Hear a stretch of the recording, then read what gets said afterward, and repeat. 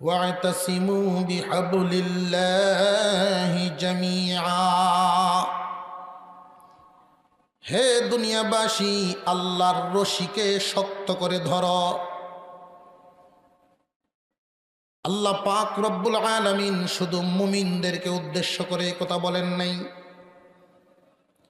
পৃথিবীর জমিনে যত মানুষ বসবাস করেন সমস্ত মানুষকে উদ্দেশ্য করে এই কথাটা বলেছেন। কারণ সমস্ত মানুষকে উদ্দেশ্য করে আল্লাহর বলার উদ্দেশ্য কি? আল্লাহ তো সমস্ত মানুষ বানাইছিলেন, সমস্ত মানুষকে আল্লাহর ইচ্ছা হলো জান্নাত দেওয়া, কিন্তু মানুষের কর্মের কারণে সব মানুষ জান্নাতে যাইতে পারবে না। আদম আলাইহিস সালাম থেকে নিয়ে কিয়ামত পর্যন্ত এমন কোনো মানুষ নেই যেই মানুষের নামে একটা জান্নাত নাই। কোন সুবহানাল্লাহ, আর একটু জোরে কোন না সুবহানাল্লাহ। আল্লাহ পাক রব্বুল আলামিন আপনার নামে একটা জান্নাত বানাইছেন, আমার নামেও একটা জান্নাত বানাইছেন, এমনকি আবু জেহেলের নামেও একটা জান্নাত আছে, ফেরাউন, নমরুদ, হামান এদের নামেও জান্নাত আছে। আদম আলাইহিস সালাম থেকে নিয়ে কিয়ামত পর্যন্ত এমন কোনো মানুষ নাই যেই মানুষটার নামে একটা জান্নাত নাই। কিন্তু আল্লাহ পাক রব্বুল আলামিন মানুষকে যেই উদ্দেশ্যে বানাইয়াছিলেন, ওই উদ্দেশ্য যদি কারোর দ্বারায় পূরণ না হয়, ওই মানুষ আল্লাহর তৈরি জান্নাত পাবে না। মহান মাওলাই করিম ফেরেশতাদের সাথে আলোচনা করেছিলেন, ওয়া ইয ক্বালা রাব্বুকা লিল মালাইকাতি ইন্নী জাইলুন ফিল আরদি খলিফা। ফেরেশতাদের সাথে আলোচনা করেছিলেন আদম জাত বানাবেন, এদেরকে খেলাফত দিবেন, খলিফা। খলিফা বানানোর জন্য আদম বানালেন। এইখানে আমাদের একটা প্রশ্ন হলো, আদম আলাইহিস সালামকে বানানোর জন্য ফেরেশতাদের সাথে যে আল্লাহ আলোচনা করেছিলেন, মুফাসসিরিনে কেরাম এটাকে ভেঙ্গে ভেঙ্গে আলোচনা করেছেন। আল্লাহর ক্ষমতায় কারোর কোনো অংশ আছে নাকি? আরো জোরে কান। এই পৃথিবীর জমিনে একজন আর একজনের অভিমত নেওয়া লাগে, একজন আর একজনের অনুমতি নেওয়া লাগে। যদি অংশীদার থাকে, একা কিছু করতে পারে না।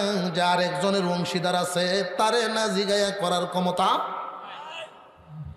আল্লাহ পাক রব্বুল আলামিন একক ক্ষমতার অধিকারী, এতে কোনো সন্দেহ আছে নাকি? মহান মাওলাই করিম ফেরেশতাদের কাছ থেকে তো অনুমতি নেওয়ার দরকার নাই। দুই নাম্বার, এই পৃথিবীর জমিনে একজন আর একজনকে কোনো কিছু প্রশ্ন করে, জিজ্ঞাসা করে, পরামর্শ নেওয়ার জন্য একটা হলো অভিমত আর একটা হলো পরামর্শ। অভিমত গ্রহণ করা হয় কর্তৃত্বের কারণে, আল্লাহর ক্ষমতায় কারোর কোনো কর্তৃত্ব নাই, সুতরাং অভিমত নেওয়ার দরকার। অভিমত নেওয়ার দরকার কি? ফেরেশতার কাছ থেকে অভিমত নেওয়ার দরকার আছে নাকি? বুঝতেছেন আপনারা? পরামর্শ নেওয়ারও তো দরকার নাই। পরামর্শ একজন মানুষ তখনই নেয় যখন তার পুরোপুরি বুঝ শক্তি না থাকে, বুঝার জন্য পরামর্শ নেয়। বিল্ডিং বানানোর পুরোপুরি বুঝ আমার নাই, এই জন্য ইঞ্জিনিয়ারের পরামর্শের দরকার। চিকিৎসা বিজ্ঞানের পুরোপুরি জ্ঞান বুঝ আমার নাই, এই জন্য ডাক্তারের পরামর্শ নেওয়া দরকার। আল্লাহ রব্বুল আলামিন খলিফা বানাবেন, এই খলিফাকে কোন সুরতে বানাবেন, কোন আইটেম দিয়া বানাবেন, ফেরেশতাদের পরামর্শ নেওয়া লাগবে না, আমার আল্লাহর জানা আছে। আরো জোরে কোন। আল্লাহর অভিমত নেওয়ারও দরকার নাই, পরামর্শ নেওয়ারও দরকার নাই। তাহলে ওদের কাছে বললেন কেন? মুফাসসিরিনে কেরাম বলেন, এক নাম্বার কারণ এদেরকে জানানো, তাদেরকে জানিয়ে দেওয়া। অধীনস্থদেরকে না জানাইলে তারা আমল করব কেমনে? এদেরকে জানায় দেওয়া। এক জাত বানানো হচ্ছে আদম জাত, এদেরকে খলিফা বানাবো, খেলাফতের দায়িত্ব দিব, ওরা সম্মানী হবে। এদেরকে জানায় দেওয়া এক নাম্বার উদ্দেশ্য। দুই নাম্বার উদ্দেশ্য হলো, এখানে আমাদেরকে একটা ইঙ্গিত দেওয়া হয়েছে, মানব জাতি বানাইবার আগে ফেরেশতাদের সাথে আল্লাহ পাক মত বিনিময় করেছেন, জানাইছেন। এর দ্বারা ইঙ্গিত হলো, রে আদম জাত, এই পৃথিবীর জমিনে তোমরা যতদিন বাঁচিয়া থাকবা, তোমরাও পারিবারিকভাবে যদি কোনো কাজকর্ম করো, সামাজিকভাবে যদি কোনো কাজকর্ম করো, দুনিয়া কোনো কাজকর্ম করো, তাহলে আগে তোমরা পরামর্শ করো, এর মধ্যে বরকত নাজিল হবে। পরামর্শের একটা ইঙ্গিত দেওয়া হয়েছে। সর্বপ্রথম আল্লাহ পাক মানুষকে খলিফা বানাইছেন। খলিফা, খলিফা শব্দের শাব্দিক অর্থ হলো প্রতিনিধি। খলিফা অর্থ মালিক না প্রতিনিধি? আরো জোরে, জোর হইছে না? খেলা খেলা ঘুমো, একটু হাত তুলেন দেখি। 12টা কাছায় গেলে ব্যবসা বাইরে হয়ে গেছে। প্রতিনিধি কোনোদিন মালিক হতে পারে না, মালিকের অধীন। মালিকের ইচ্ছাকে বাস্তবায়ন করার হলো প্রতিনিধির কাজ। মালিকের অর্ডার বাস্তবায়ন করাই হলো প্রতিনিধির কাজ। এই জন্যই তো প্রতিনিধি শব্দ শোনার পরেই ফেরেশতারা বলেছিল, আল্লাহ এমন জাতি বানাইতেছেন, আবার প্রতিনিধিও বানাবেন। ওরা তো মারামারি কাটাকাটি রক্ত জড়াজড়ি করবে। যেই উপাদান দিয়া বানাইতেছেন, এই উপাদান দিয়ে বানাইয়া আবার স্বাধীন ছেড়ে দিবেন। স্বাধীন পৃথিবীর জমিনে কোনো কিছুই স্বাধীন নয়। লক্ষ্য করে দেখেন, আম গাছের জীবনে কোনোদিন কাঁঠাল ধরতে শুনছেন? আম গাছের তো কাঁঠাল ধরার স্বাধীনতা নাই, আপেল গাছের লিচু ধরার স্বাধীনতা নাই। মানব জাতিকেই মহান আল্লাহ পাক এমন জ্ঞান দান করেছেন, আবার স্বাধীনভাবে ছেড়ে দিয়েছেন। ইচ্ছা করলে গুনাহও করতে পারে, ইচ্ছা করলে ভালোও করতে পারে। ফেরেশতারা অভিমত দিয়েছিল, আল্লাহ এমন একটা জাতিকে তুমি খলিফা বানাইবা, ওরা তো শুধু মারামারি করব, কাটাকাটি করব, জান বুঝতো এদের থাকতে নাই, জমিনটাকে নাপাক করে ফেলবে। আল্লাহ রাব্বুল আলামিন গো, আমরাই তো তোমার তসবিহ পাঠ করি, ইবাদত বন্দিগি যা করার আমরাই তো করি। দুনিয়ার জমিনটাকে আমরাই পবিত্র রাখি, মানুষ জাত বানানোর কি দরকার? মহান আল্লাহ ওই দিন বলেছিলেন, ইন্নী আ'লামু মা লা তা'লামুন। ফেরেশতাদেরকে আল্লাহ বানাইছেন এক ধরনের উপাদান দিয়া। আল্লাহ পাক রব্বুল আলামিন চান ফেরেশতারা তোমরা আমার ইবাদত করো, আমি জানি, কিন্তু তোমরা স্বাধীন চেতা সৃষ্টি নও, তোমরা তো স্বাধীন কোন সৃষ্টি নও। যাকে সেজদার জন্য আল্লাহ বানাইছেন সে শুধু সেজদায় দেয়, রুকু দিতে জানে না। যারে রুকু দেওয়াইছেন সে শুধু রুকুই দেয়, এর বাহিরের জ্ঞান তার নাই। যেই ফেরেশতাকে আল্লাহ পাক বৃষ্টির দায়িত্ব দিয়েছেন, তার কাছে কিন্তু রোদের কোনো জ্ঞান নাই। এই ফেরেশতাকে আল্লাহ সূর্যের দায়িত্ব দিয়েছেন, বৃষ্টির জ্ঞান তার নাই। কিন্তু মানব জাতিকে আল্লাহ পাক এইভাবে আলাদা আলাদা কোনো জ্ঞান দেন নাই, সমষ্টিগত জ্ঞান মানব জাতিকে দিয়েছেন। আদম থেকে নিয়ে, শুরু থেকে নিয়ে শেষ পর্যন্ত পৃথিবীতে যত জিনিসপত্র আছে সমস্ত কিছুর নাম ফেরেশতাদেরকে আল্লাহ জিগাইলেন, তারা জবাব দিতে পারে নাই, কিন্তু আদম জবাব দিয়েছে। আল্লাহ পাক এটাই বোঝালেন, ফেরেশতারা তোমরা নামেই জানো না, খেলাফতি কেমনে করবা? কোনো একটা বিষয়ে যদি কর্তৃত্ব করতে হয়, এই বিষয়ের জ্ঞান থাকার দরকার আছে না নাই? আল্লাহ রাব্বুল আলামিন বুঝায় দিলেন, রে ফেরেশতারা তোমরা আমাকে সেজদা দাও, আদমেও আমাকে সেজদা দিবে, কিন্তু দুই সেজদার মধ্যেই বেশ কম আছে। রে ফেরেশতারা তোমরা গুনাহ কি জিনিস জানোই না। আদমে তো গুনাহ কি জিনিস এটা কিন্তু আর সন্তানেরা জানবে, জানার পরেও তোমরা সেজদা আর আদমের সেজদা, এই ফেরেশতারা কোনোদিন সেজদা ছাড়া মজা পায় না, গুনাহ তারা জিনিস বুঝে না। ওই ফেরেশতা যদি আল্লাহকে সেজদা দেয়, ওই সেজদার ওজন গুনাহ করতে জানে এমন জাতি গুনাহ না করিয়া যদি আল্লাহকে সেজদা দেয়, দুই সেজদার ওজন কি সমান না বেশ কম আছে? কোন প্রাইমারি স্কুলের টিচার যদি এই কথা বলেন যে দোয়া করেন আমি ঘুষ খাই না, তো ঘুষের তো ভাই কোনো সেক্টরই তার কাছে নেই। মসজিদের ইমাম সাহেব যদি বলেন না আমি চাকরি যত দেই একটাও ঘুষ নেই না, চলবো নাকি? এই কথাটা যদি কোনো এমপি মন্ত্রী বা উপরস্থ কর্মকর্তায় বলেন যে আমি সত্যি ঘুষ খাই না, আসলে যদি ঘুষ না খায় তাহলে ধন্যবাদ পাওয়ার যোগ্য। ইচ্ছা করলে গুনাহ করতে পারে, কিন্তু এই লোকটা যখন গুনাহ করে না তখন সে ধন্যবাদ পাওয়ার যোগ্য। মানুষ জাতির ভিতরে গুনাহ করার যোগ্যতা আল্লাহ দিয়ে দিয়েছেন। এরপরেও যদি নিজেকে কন্ট্রোল করতে পারে, আল্লাহ বলেন তোমার জন্য পুরস্কার আছে।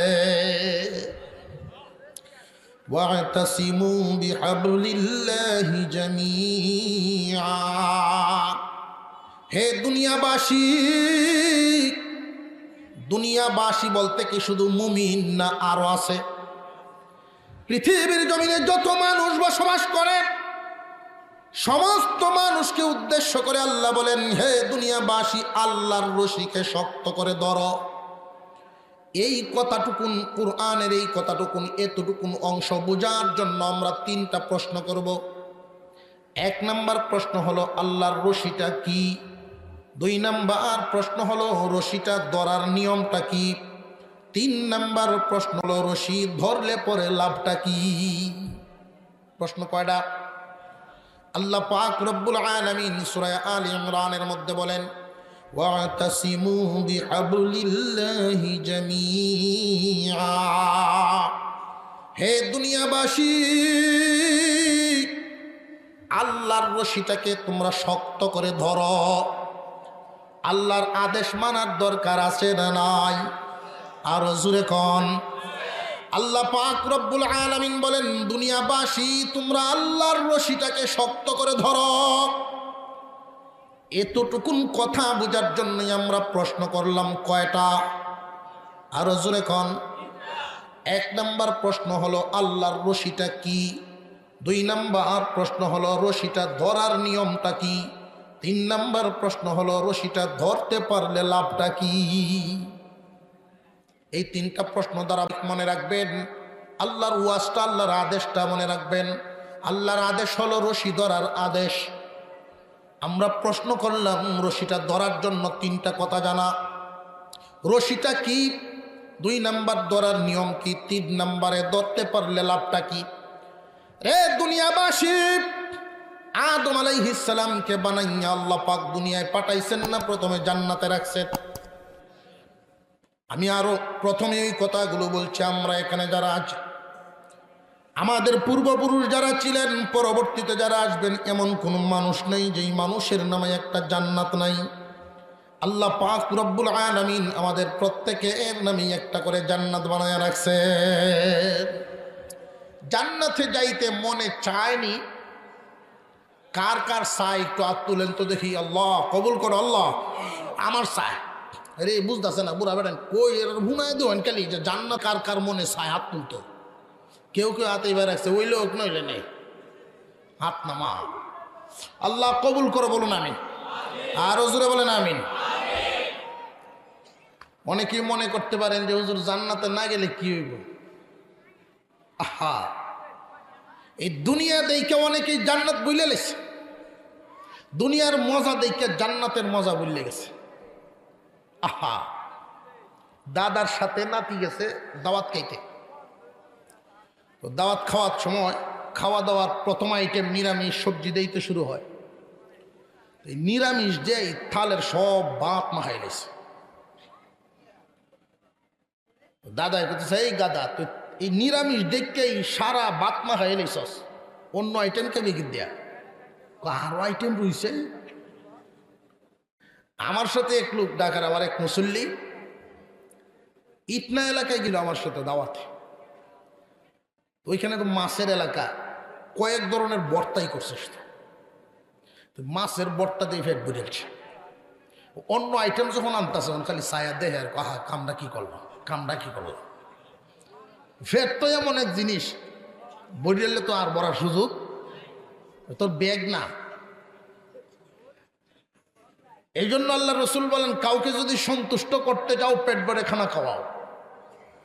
কারণ ফেটের চাইতে খানা তো ফেট বড়িয়ে গেলে আর তোলনের জায়গা নাই, আছে কি? যত মজাই হোক, খাইতে খাইতে খাইতে খাইতে এমন খাওয়া খাইছে, মজা পাইছে আর খাইতে আছে খাইতে আছে। এখন তো আর একটা ডেক দিলেই থাকতো না, বেরিয়ে যাবো। কোনো রকম এক ফার্মেসির সব গাইছে, তাড়াতাড়ি একটা ওষুধ দিয়ে মারে, একটা কিছু দে একটু ওজন হইত। বেটা দিছে একটা অ্যান্টাসিড ট্যাবলেট, গরুর ওষুধের মতো নাই রে, এত বড় ট্যাবলেট অ্যান্টাসিড দিছে, কই দেখায় অত বড় ট্যাবলেট যদি থনের একটু জায়গাটা তো এক টুকরা গুস্তই তো আইলাম।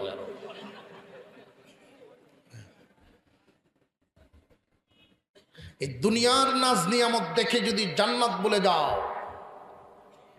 এই দুনিয়ার নিয়ামত গুলো হলো জান্নাতের স্যাম্পল।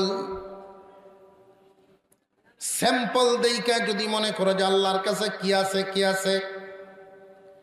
একটা উদাহরণ দেই, এই পৃথিবীর জমিনে আপনার মনে চাইলো দুধ পান করবেন, বাজার থেকে 1 লিটার দুধ আনছেন, 1 লিটার দুধ বাজার থেকে আনলেন, পরিবারের সদস্যদেরকে নিয়ে খাওয়ার জন্য বন্টন করলেন, 1 কাপ আপনার বন্টনে পড়ছে। এই 1 কাপ বন্টন করে যখন খাইলেন, মজা তো জিব্বায় লাইগা রইছে, তৃপ্তি মিঠে নাই, মজা লাইগা রইছে। আল্লাহ পাক রব্বুল আলামিন বলেন, ফেরেশতারা আমার বান্দা বান্দির কাছে দুধ বড় মজা লাগে, জান্নাতের ভিতরে আমার বান্দা বান্দিরা যখন আসবে কাপ দিয়া মাইপা দিব না, দুধের নদী বানায়া দাও। নদী আর কাপে যেমন বেশ কম, জান্নাতের নিয়ামত আর দুনিয়ার নিয়ামতে এমন বেশ কম।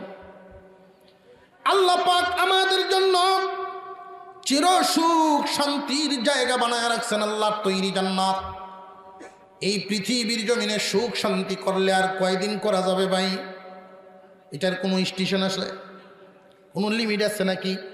এই লাইট যে কোম্পানি বানাইলো, এই এরপরেও দেখবেন 3, 6, 1 বছর, 3 মাস, 6 মাস, 1 বছরের ওয়ারেন্টি গ্যারেন্টি আছে না নাই? কিন্তু আমার জিন্দিগি তো এমন এক জিন্দিগি, 1 সেকেন্ডের সময় নাই, 1 সেকেন্ডের কোনো গ্যারান্টি নাই। আছে 1 সেকেন্ডের নাই ভরসা, বেলার টান দিয়েছেন যে বেটায় 1 সেকেন্ডের নাই ভরসা, কই চিত্ত ঘুরেছে যে কইছেন হেরোই নেই। এই পৃথিবীর জমিন আল্লাহ পাক রব্বুল আলামিন আমাদেরকে থাকার জন্য বানায় নাই। এই পৃথিবীর জমিন আমাদের থাকার জন্য বানান নাই, আমাদের জন্য বানাইছেন আখিরাত। এই জন্য হাদিসে কুদসির মধ্যে উল্লেখ করা হয়েছে, ইন্নাদ দুনিয়া খুলিকাত লাকুম ওয়া ইন্নাকুম খুলিকতুম লিল আখিরাহ। হে দুনিয়াবাসী, এই পৃথিবীর যা কিছু দেখো বা না দেখো সব কিছু তোমাদের জন্য বানানো হয়েছে, আর তোমরা রে বানাইছি আখিরাতের জন্য। আল্লাহ এত আদর করে আমাদেরকে বানাইছেন। এই পৃথিবীর জমিনে আপনি যত কিছু পায়ালান ভাই, সুখী হতে পারবেন না। এই দুনিয়াতে একজন মানুষ পরিপূর্ণ সুখী আছে এমন কোন মানুষ দেখছেন জীবনে? 20 তলা বিল্ডিং এর মালিক, কোটি কোটি টাকার সম্পদ কামাইছে, এর পরেও তারে যদি জিগায়েন কেমন আছেন, কইব মোটামুটি। জোরে কর, মোটামুটি। মোটামুটি শব্দটা খুব প্রসিদ্ধ হয়েছে, সাবধান, এটা ছাড়িয়ে দেন, সময় আছে এখনো, খাদ্য হয়েছে এটা লইয়া, মোটামুটি লইয়া। প্রতি সপ্তাহে 1 দিন যাই, তো বলতেছে হুজুর আপনি তো সপ্তাহে 1 দিন আসেন, মসজিদে কিছু কইেন।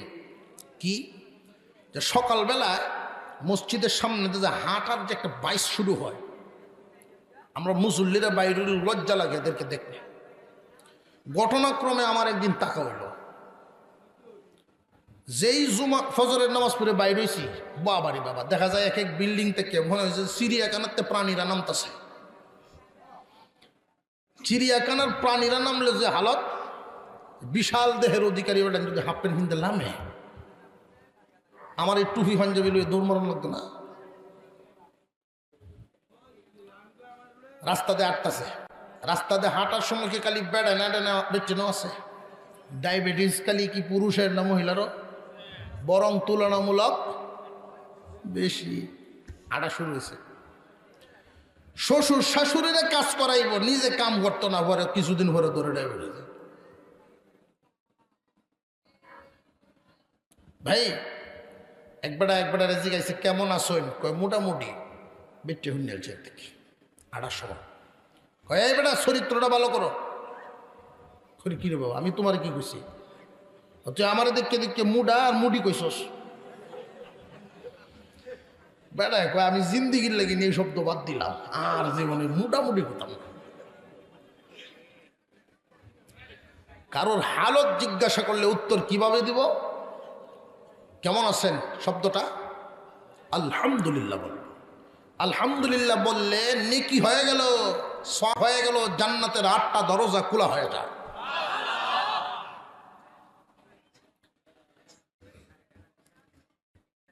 একজন মানুষ 7 রাজ্যের মালিকও যদি হয়, পৃথিবীর জমিনে পরিপূর্ণ সুখী হতে পারবে না।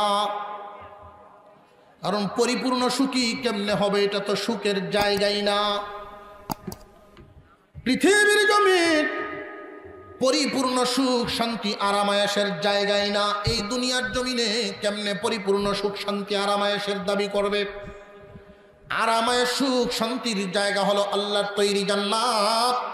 আমাদের জন্য জান্নাত বানায় রাখছেন।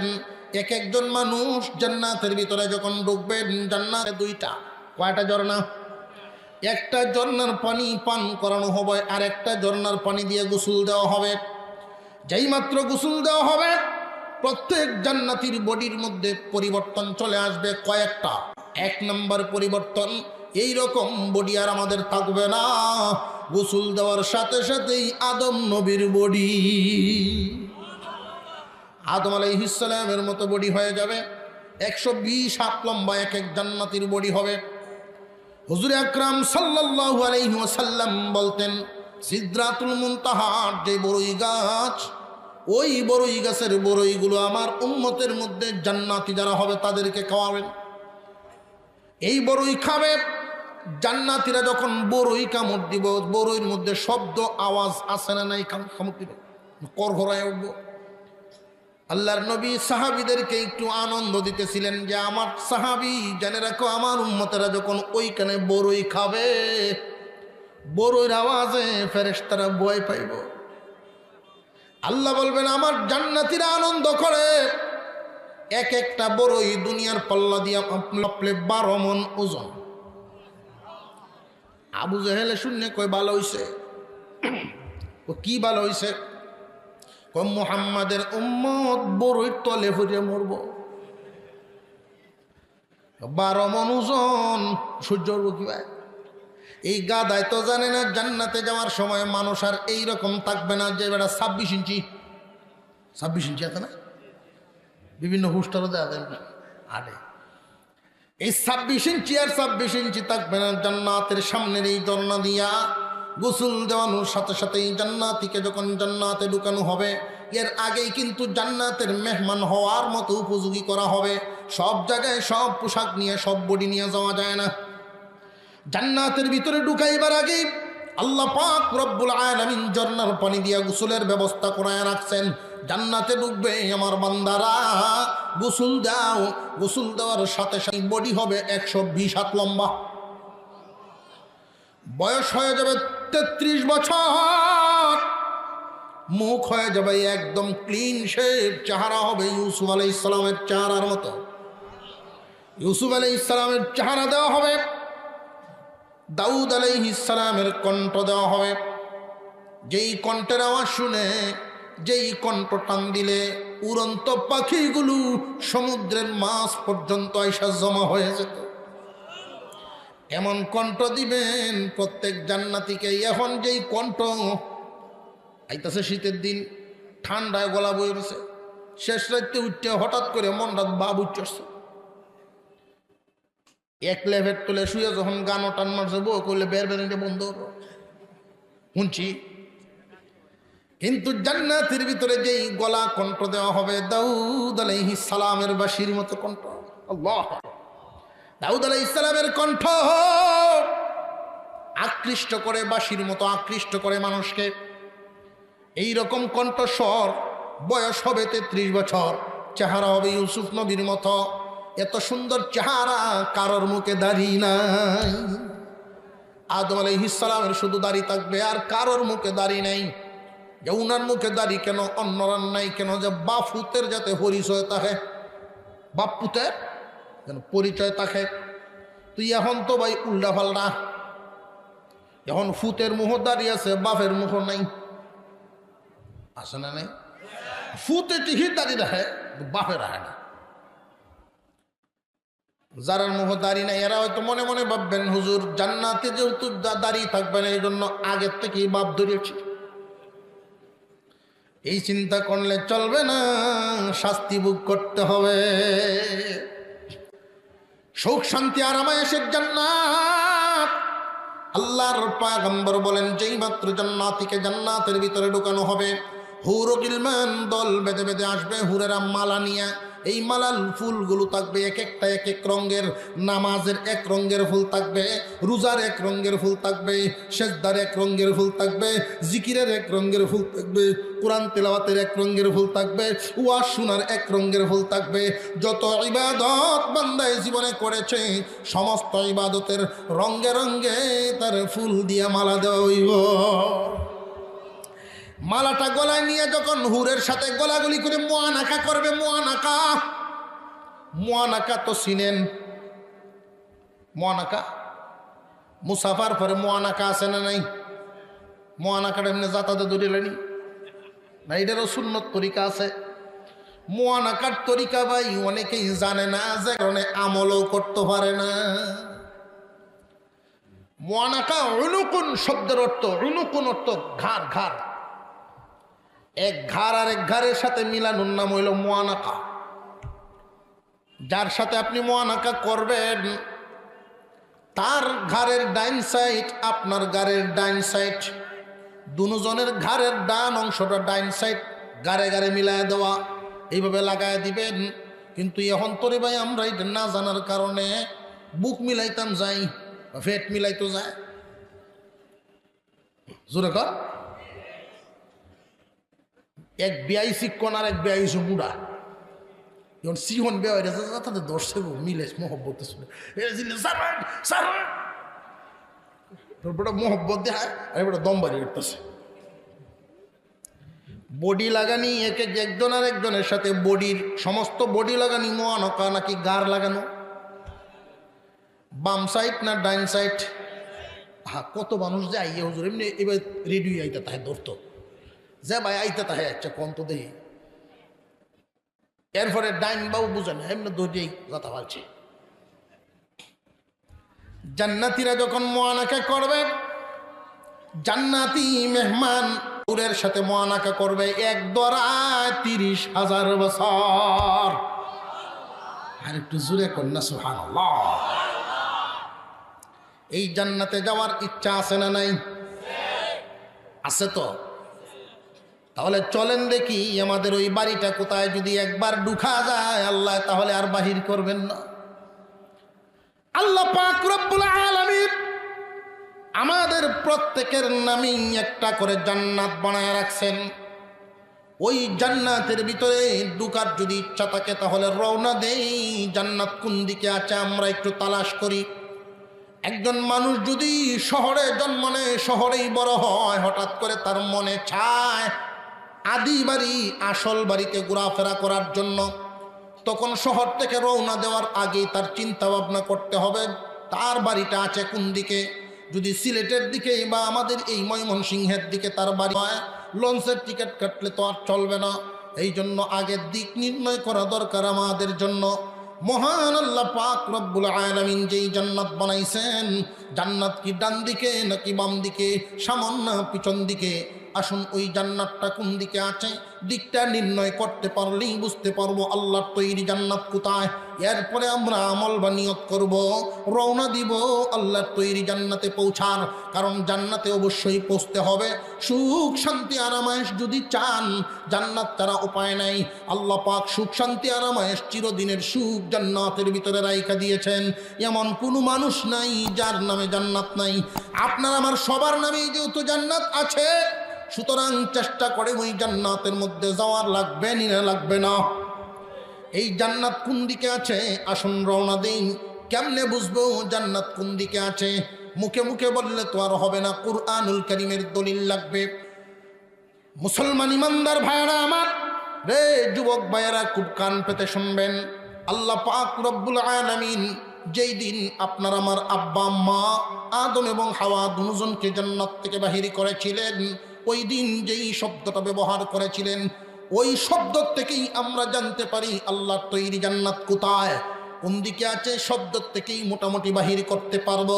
মহান আল্লাহ পাক ওই দিন ব্যবহার করেছিলেন, তিনি বলেছিলেন কুলনা বিতু মিনহা জামিআ, হে আদম হাওয়া তোমরা নিচে নেমে যাও। আদম এবং হাওয়াকে উদ্দেশ্য করে যেহেতু আল্লাহ বলেছিলেন তোমরা সব নিচে নেমে যাও, এতে বোঝা গেল জান্নাত কোন দিকে।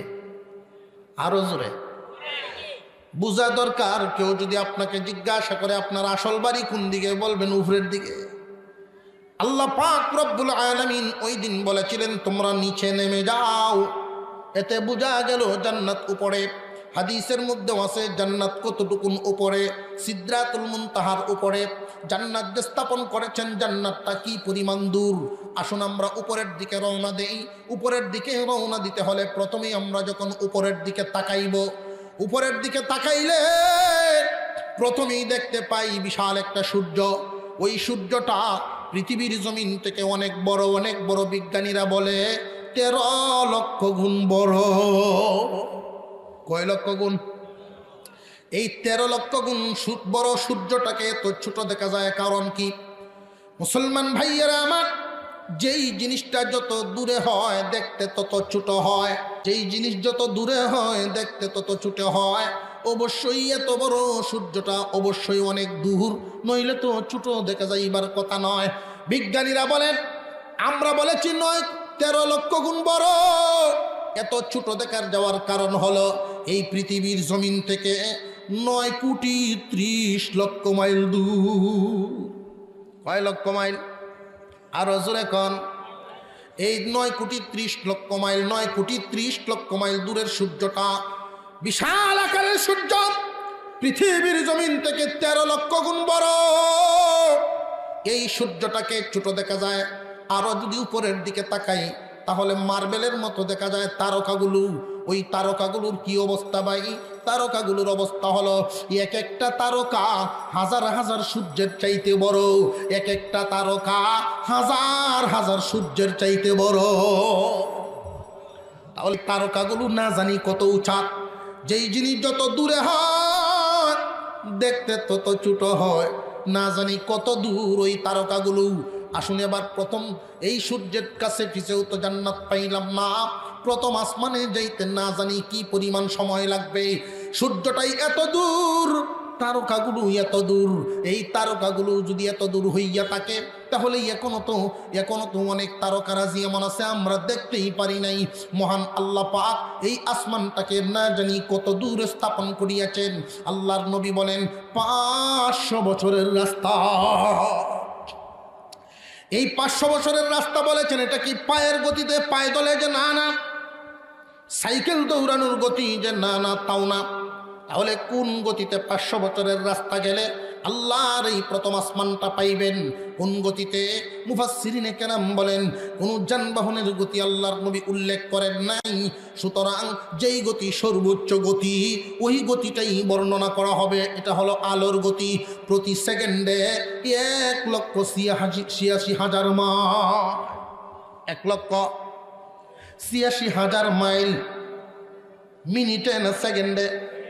আরো জোরে কর। পৃথিবীর জমিনে এমন কোন যানবাহন নাই যেই যানবাহনটা এত স্পিডে চলে। সুতরাং আল্লাহর তৈরি জান্নাতে তুমি কেমনে পৌঁছবা? জান্নাত তো অনেক উঁচা। এই জান্নাতে যদি তোমার যাইতে হয় তাহলে অবশ্যই আল্লাহর হুকুম, আল্লাহর সাহায্য তোমার লাগবে। আল্লাহ রাব্বুল আলামিন বলেন ওয়াতাসিমু বিহাবলিল্লাহি জামিআ। আল্লাহ যে বললেন হে পৃথিবীবাসী তোমরা আল্লাহর রশিকে শক্ত করে ধরো। মনে আসেনি? আমরা অনেক নিচে আছি, জান্নাত অনেক উপরে। নিচে যদি কেউ পড়ে যায়, নিচের মানুষটাকে যদি উপরে উঠাইতে হয় তাহলে উপর থেকে সাহায্য করার দরকার আছে না নাই? নিচের মানুষটা যদি উপরে উঠাইতে হয় তাহলে 4 কাজের সমন্বয়ে, 4টা কাজের সমন্বয়ে একটা মানুষকে নিচ থেকে উপরে উঠানো যায়। 4টা কাজ। 1 নাম্বার কাজ হলো উপর থেকে কিছু ছাড়তে হবে। 2 নাম্বার যা ছাড়বেন তা যাচাই বাছাই করে মজবুত দেখে ছাড়তে হবে।